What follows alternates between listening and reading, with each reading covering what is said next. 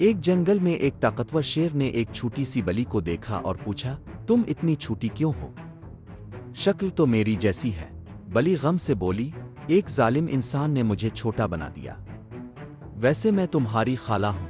شیر غصے سے دھاڑا، کس نے میری خالہ کو تکلیف دی؟ میں اسے ابھی سزا دوں گا۔ بلی نے روکا، نہیں بھانجے، انسان بہت چالاک ہوتے ہیں، تم نہیں جیت پاؤ گے۔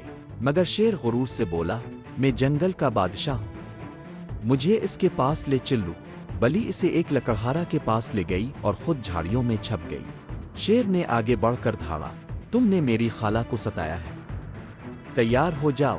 لکڑہارا چالاکی سے بولا، میں تو ڈر گیا ہوں، کہیں تم بھاگ نہ جاؤ، پہلے میں تمہیں درخت سے باندھ لوں۔ شیر مان گیا۔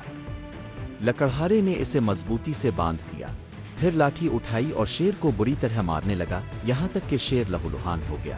پانی پینے کے لیے وہ دور گیا تو بلی باہر آئی اور بولی، میں نے کہا تھا بھانجے، انسان دماغ سے جیتتے ہیں، طاقت سے نہیں۔